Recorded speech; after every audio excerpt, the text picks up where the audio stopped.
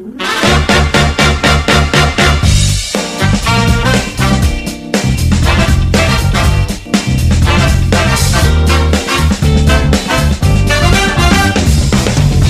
plateau est délocalisé. Nous sommes donc à Kinshasa, dans un quartier IP de cette capitale congolaise. Merci de nous faire confiance et bienvenue à ce magazine. Nous recevons Dieudonné Fikiri Alimassi, le président national du Front des nationalistes pour la solidarité et le développement. Il est sénateur élu de la province de la Chopo, l'ancienne province orientale. Un acteur politique doublé d'autres qualités, surtout sur le plan scientifique. La République démocratique du Congo peut-elle se développer sans le Fonds monétaire international et la Banque mondiale? La question caresse nos esprits et la réponse tout à l'heure avec l'invité. Dans les soucis d'assainir les finances publiques et une bonne gouvernance des services de l'État, la RDC dispose des différents organes et institutions de contrôle. Nous citons la Cour des comptes, l'Inspection générale des finances et le Parlement dans ces deux chambres, le Sénat et l'Assemblée nationale. Aujourd'hui, c'est donc l'IGF dont les services sont capitalisés pour le contrôle des régies financières et d'autres institutions de la République. Un peu de soucis parce que tout le monde est en train de frémir.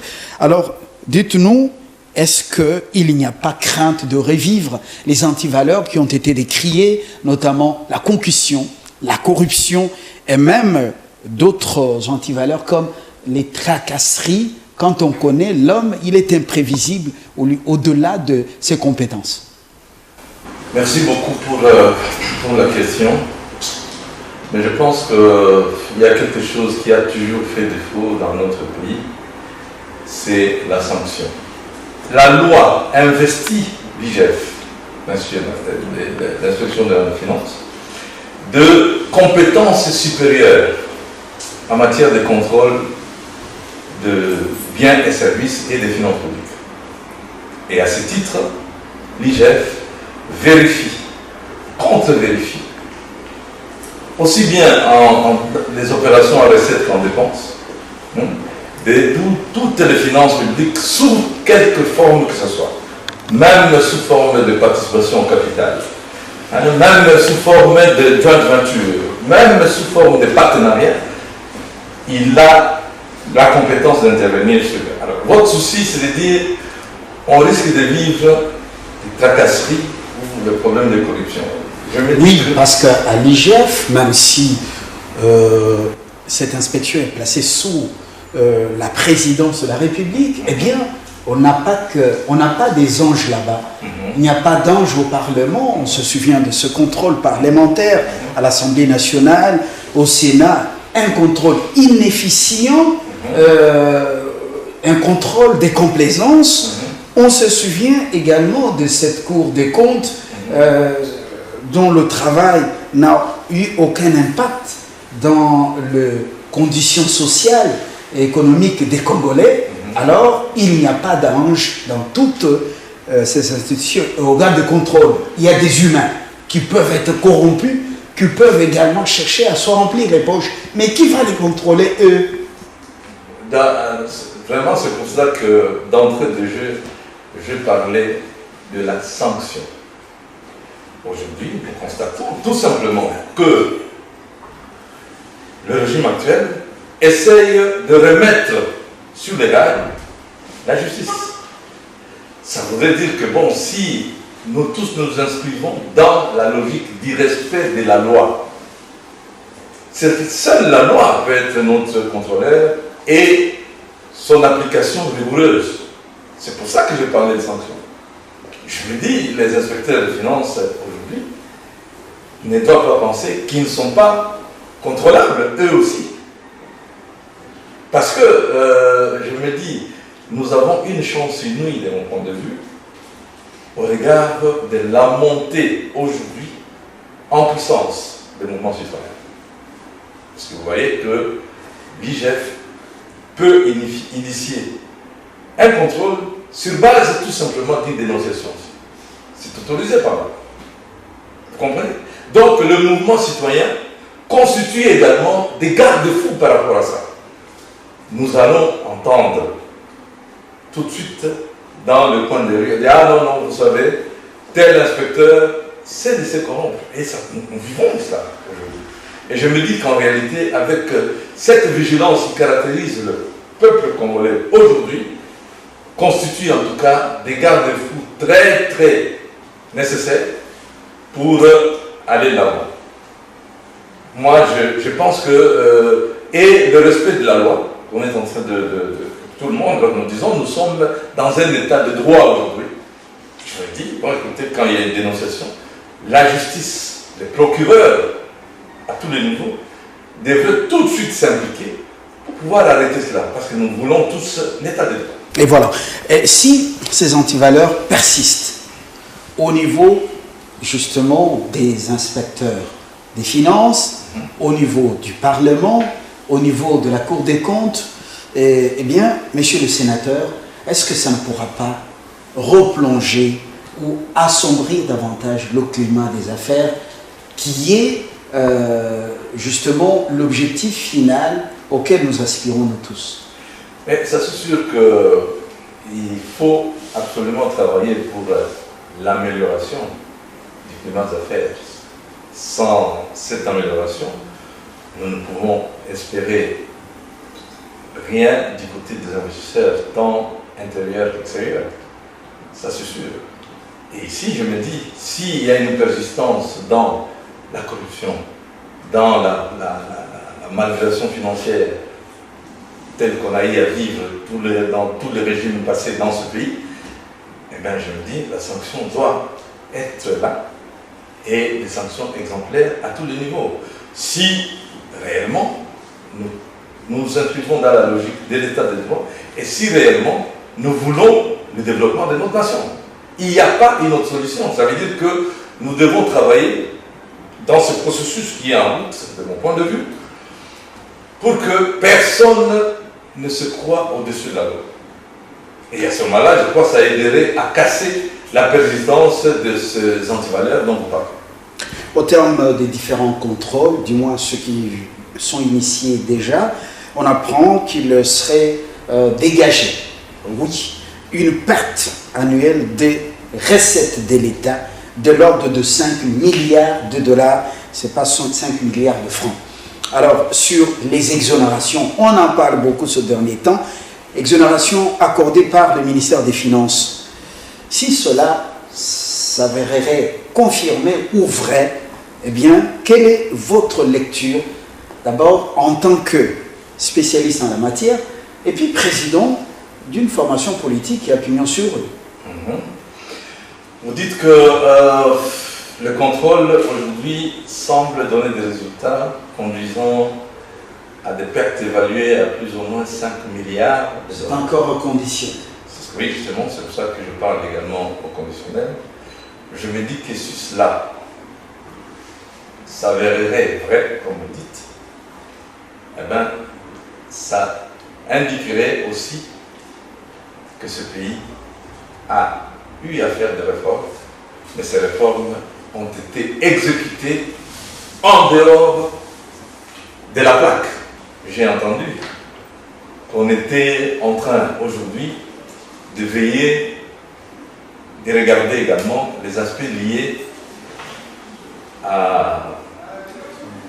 au paiement par compensation. Et cela m'amène même à dire, pour les gens qui remettaient en cause le budget de près de 11 milliards que le Parlement, ici, notre Parlement, avait retenu dans la loi des finances. Le rôle du FMI en séjour ici, il y a des années. Exact. Le Fonds monétaire vient dans un pays pour l'aider à stabiliser son cadre macroéconomique. Or, la stabilité du cadre macroéconomique passe justement par des finances publiques assainies. C'est pour cela que quand le Fonds monétaire entre en programme avec une nation, ils définissent, donc les experts du Fonds monétaire et les experts de la nation ou du pays concerné, définissent les critères. Les critères, ces critères qui sont quantitatifs, qui sont qualitatifs, donc liés également aux réformes structurelles dans le pays.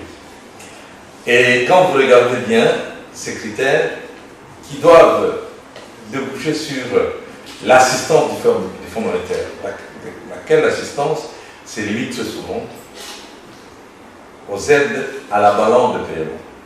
Ça veut dire que le Fonds monétaire travaille avec le pays, l'aide à mettre un cadre macroéconomique stable, aide à catalyser les ressources de développement au profit du pays pour avoir la croissance, laquelle croissance peut permettre d'avoir des exportations qui génèrent les recettes d'échange, capables d'aider la pérennité de cette stabilité macroéconomique, c'est-à-dire des réserves d'échange qui aideraient à être mises à la disposition de la nation pour les importations à l'effet de booster les activités intérieures qui donnent lieu à cette croissance économique, ou à intervenir sur le marché pour la défense de sa monnaie de manière à préserver le pouvoir d'achat. D'ailleurs, cet objectif de préservation du pouvoir d'achat constitue déjà un début de réduction de la pauvreté, parce que, comme nous le voyons dans notre pays, dès que la monnaie se déstabilise, surtout négativement, c'est tout le monde qui peur. Ça veut dire que le petit équilibre qu'on a eu disparaît à la suite de cela. C'est pour ça qu'il est fortement interdit de recourir aux réserves d'échange pour autre chose que les semaines d'importation, garantir les semaines d'importation et soutenir la monnaie. Maintenant, vous parlez de point de vue lecture du Fonds monétaire sur les 5 milliards à la suite des différents contrôles qui se font. J'ai dit le Fonds monétaire aujourd'hui ne peut être que dans un statut, dans une position d'observation, pour voir comment ces résultats peuvent venir. Parce que le Fonds monétaire a des principes de gestion d'une nation. En ce qui concerne les dépenses, parce que bon, il se fie sur la capacité d'un pays à mobiliser les recettes. Il dit non, je crois que vous ne pouvez pas être en mesure de mobiliser des recettes à ce niveau-là. Limitons vos dépenses à ce niveau ici. Et très souvent, nous voulons aller au-delà. Nous avons l'ambition de faire plus. Dépenser pas plus que ce que nous produisons. Voilà. Donc je me dis aujourd'hui, il faut faire attention, il faut faire une distinction nette entre les tracasseries administratives et les détournements des fonds. Il faut faire attention, il y a une différence. Les tracasseries, évidemment, débouchent sur les détournements parce qu'il y a fuite des moyens de l'État. Mais quand maintenant les détournements, les tracasseries deviennent un système, un mode de fonctionnement, et qu'on est en train de combattre cela partant du détournement constaté, que tirer des leçons pour induire ces leçons dans les réformes structurelles. Alors tout récemment, vous avez, dans un entretien avec la presse, vous aviez soutenu qu'il était opportun pour la RDC d'être ou d'entrer en programme avec le Fonds monétaire international pour stabiliser son cadre macroéconomique, bref, la croissance.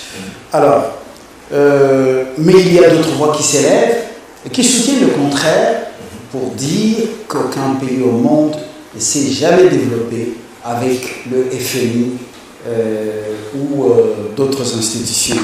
Quelle est votre lecture personnelle?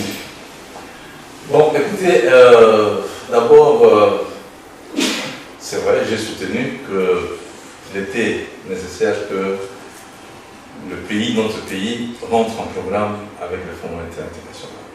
Et je vais m'expliquer. Mais je vais commencer par ce que vous venez de dire. Il y a des voix qui disent que le Fonds monétaire n'a jamais développé un pays. Je me dis qu'ils ont raison, quelque part, mais leur raison doit se situer sur l'analyse de la vocation ou de compétences statutaires du Fonds monétaire international. Le Fonds monétaire international, je l'ai dit d'entrée de jeu, ne vient pas pour développer un pays. Non. Le Fonds monétaire vient pour aider un pays, je l'ai dit, à stabiliser son cadre macroéconomique qui constitue les conditions nécessaires au développement. Vous comprenez?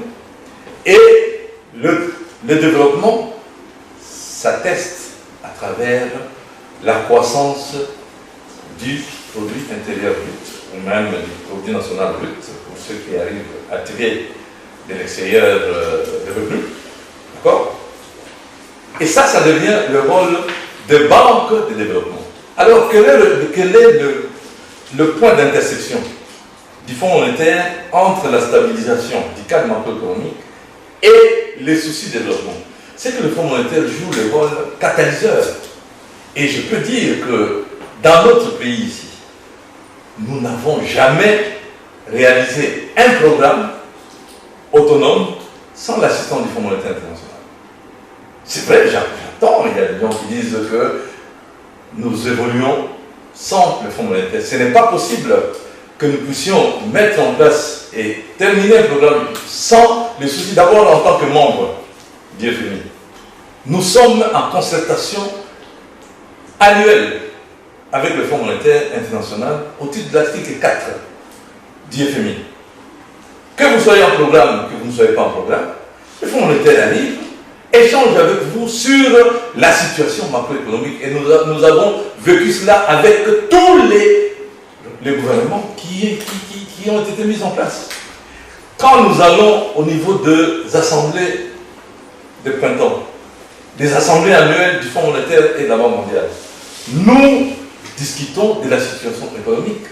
Et même si on ne peut pas obtenir, parce qu'on n'est pas en programme, les aides directes du Fonds monétaire, aide à la vente de paiement, et quelquefois la Banque mondiale, mais il y a des guichets qui restent, des guichets de financement qui restent ouverts au profit du pays, parce qu'un membre du Fonds monétaire international et de la Banque mondiale, et à ce moment-là, il y a des petits dons qui tombent et tout ça. Vous avez vu ici, nous n'étions pas en programme après le gouvernement Moussetou. Mais il y a eu quand même des petites aides qui venaient. Pourquoi? Parce que nous sommes membres de ces institutions. Et on ne peut pas dire que nous évoluons sans les concours de ces gens. C'est vrai, on évolue sans suivre les exigences de leur façon de gérer, avec des critères quantitatifs bien définis. Et quels critères sont souvent assortis au souci de tirage par le pays de certains décaissements. Sous le gouvernement Matata Pogno, on s'en souvient, on avait parlé de la croissance à 2 chiffres. Et le pays était-il en programme avec le FMI? Je viens de dire que le pays n'était pas en programme formel avec le FMI, mais le pays était en coopération avec le FMI et la Banque mondiale. Il a eu une consultation avec le Fonds monétaire ici.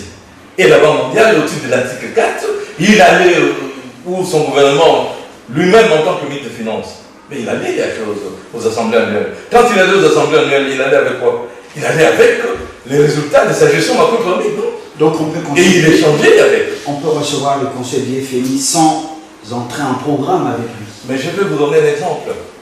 En 2001, fin 2000, nous étions en hyperinflation. Le taux d'inflation est 511%, fin 2001. Parce que membre du FMI. Et à ce moment-là, avec le gouvernement ensemble, moi-même j'étais directeur des études à cette époque-là. Parce qu'il ne faut pas oublier, j'ai fait 6 ans de conduite de programme avec le Fonds monétaire. Les 5 revues macroéconomiques que nous avons eu à réussir dans ce pays, c'est avec moi, sur mon conduite technique. Hein? Et la 6e revue, nous l'avons ratée, on a corrigé comme nous y sommes venus et pour accéder. Les facilités de Naples, on les a eues avec nous, sous la conduite de la Banque centrale à cette époque-là d'ailleurs, parce qu'en 2001, les taux d'inflation de 511 est tombé à 135 pour l'amener à 4,4% en 2003, 2004 ou 2003. Hein? C'était avec qui? Avec le concours d'IFMI, des conseils, parce que nous étions membres. Et après, avec l'entrée formelle en programme. D'ailleurs, c'est à ce moment-là qu'on a été rejoint vers le 2002 et tout ça par le président du Congo, Nabiso, le ministre Matoumoul, pour continuer. Et ça nous a permis d'avoir une stabilité macroéconomique conséquente, qui a continué d'ailleurs sous Matata, avec le fonds ou sans le fonds. Mais les conseils techniques du fonds ont toujours été présents parce que nous sommes membres du Fonds monétaire international. Le pays connaît, monsieur le sénateur, une dépréciation monétaire sans précédent. Ça donne des soucis à tout le monde, au-delà de la Covid-19. Alors, quelle thérapeutique, selon vous, est-ce que la BCC ou la Banque centrale du Congo, avec la décision de pouvoir diminuer le taux de change, est-ce que c'est une décision salutaire? Diminuer le taux de change, bon, écoutez, je venais de dire, la Banque centrale, pour que nous puissions, après Covid ici, pour que nous puissions réussir à nous remettre sur les rails conduisant à la croissance, parce qu'aujourd'hui, nous parle, au regard de la situation actuelle projetée à la fin de l'année, d'une décroissance, donc la croissance pourrait être négative, c'est ce qu'on dit. Mais il y a lieu de dire que si la Banque centrale reste dans ses compétences, ça veut dire que gérer conformément à la loi qui la régit, veiller à la stabilité des prix intérieurs, éviter la consommation inutile des réserves de change. Et de l'autre côté, le gouvernement travaille comme ils ont commencé à le faire aujourd'hui, dans une gestion sur base caisse, c'est-à-dire de consommer ce qui peut être mobilisé, ce qui est mobilisé. D'accord? Nous allons devoir retrouver cette stabilité-là. D'accord? Et les partenaires, parce que nous sommes quand même en programme avec le FMI, les partenaires au développement, le Fonds monétaire d'ailleurs, la preuve aujourd'hui, malgré que les critères peuvent être dérangés à la suite de Covid, c'est prévisible parce que le gouvernement est tout le temps en contact avec le FMI à travers les échanges de statistiques. Mais le FMI a quand même décaissé une aide d'avance de paiement. Et même pour une première fois, une aide budgétaire de manière particulière à cause de cette Covid-19. Mais ici, je me dis, le grand souci pour que nous puissions nous inscrire dans le développement durable, c'est l'amélioration de nos relations avec les partenaires à travers le Fonds monétaire international qui est catalyseur de mobilisation de ressources extérieures. Si vous regardez des pays comme la Corée du Sud s'est développée sans nécessairement être en programme avec le Fonds monétaire, mais avec les conseils techniques du FMI et la rigueur intérieure. C'est ça qui doit être fait chez nous. En tant qu'acteur politique, c'est la dernière préoccupation. Qu'est-ce que vous pensez de l'initiative des 13 personnalités, dont la plupart sont des parlementaires, et une initiative contestée par un groupe aussi de 9. On parle de initiative du dialogue, 9 contre 13. Que pense votre parti politique à travers vous? Non, le Fonds national pour la solidarité et le développement a toujours été partisan au dialogue. Mais le dialogue, pas n'importe quel dialogue. Ici, il y a des gens qui soutiennent que le dialogue doit se faire en dehors des institutions. Parce qu'on ne croit pas trop à la qualité des institutions qui nous caractérisent aujourd'hui à la suite de la manière dont le processus électoral a été conduit et au regard des résultats que ça a donné, avec des contestations beaucoup plus accentuées que les années antérieures, les échéances antérieures. Nous disons qu'il est intéressant d'avoir les avis de tout le monde, tous les acteurs, mais tous les acteurs au processus. Parce que bon, écoutez, les gens qui doivent participer à un processus électoral ont le souci de savoir comment ce processus va se faire et quelles sont les conditions qu'on veut mettre au regard de tous les ratés qu'on a connus. À ce titre-là, je me dis, les avis de tout le monde sont les bienvenus. Maintenant que cela se passe en dehors des institutions, n'autorise pas non plus que les institutions ne soient pas impliquées, ne prennent pas en charge les résultats de ces consultations extérieures à son sein. Le souci ici des gens, c'est de dire, est-ce que ces gens peuvent se sanctionner au regard des résultats des consultations extérieures? Mais je me dis, aujourd'hui, tout le monde a ce souci d'aller de l'avant, de corriger les erreurs qui ont été faites, et le FNSD, donc le Fonds national pour la solidarité, et pour le dialogue, lequel dialogue doit permettre de corriger les erreurs du passé en faisant confiance à ce que les institutions discutent de ce que les autres apporteront comme proposition, que le Parlement introduise également ses propres réflexions dans ce qui pourrait être arrêté à l'extérieur, en me disant que tout le monde a les soucis d'entrer effectivement dans un état de droit. En tout cas, voir le développement durable, de mon point de vue. Alors, donc, je me dis, les mouvements citoyens qui suivent avec nous et les réformes qui veulent partir de l'extérieur vers l'intérieur des institutions et les réformes qui seront discutées au sein des institutions, la fusion de ces deux approches ou de ces deux types de réflexion peut permettre de déboucher sur une formule avec l'accompagnement de mouvements citoyens. Je crois que les dérapages risquent de ne pas, et parce que tout se passe, heureusement aujourd'hui, de manière transparente.